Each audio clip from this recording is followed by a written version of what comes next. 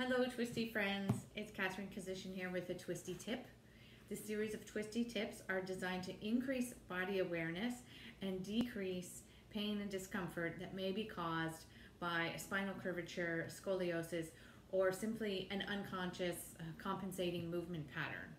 So what do I mean by an unconscious compensating movement pattern?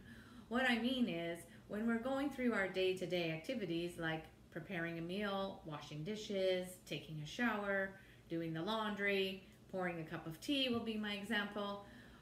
Sometimes we are focused on the tea, the laundry, the dishes, and sometimes we're more focused on the actual task of pouring the tea than on how my body is doing the action of pouring the tea. So I want to show you two examples of pouring the tea and see what you notice. Here's example number one.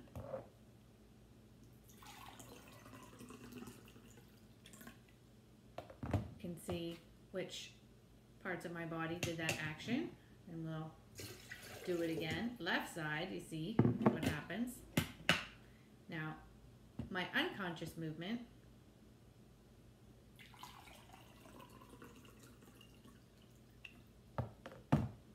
Did you see the difference? So in the first one, it was simply my arm doing the pouring action. And the second time, I used my whole rib cage and my shoulder girdle. And I noticed I was doing this recently, and I thought, oh, that's curious. That's actually going into my compensating pattern. My spine is rotated to the right and vertebrae to the left in the rib cage. So what happens is my vertebrae that tip to the left, they easily tip to the left any chance they get because they're already going in that direction.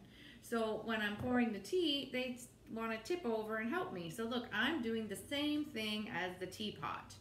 Now, this is not really maybe a big deal, but if I do this every day several times a day, as I do, drink some tea, pouring other liquids into cups, and I'm always going into my compensating pattern, I'm always using my right arm, then I'm simply reinforcing the pattern that my body has, which has a purpose. However, I'm actually overall looking for more balance and symmetry in my movements, so I would be better off to change hands.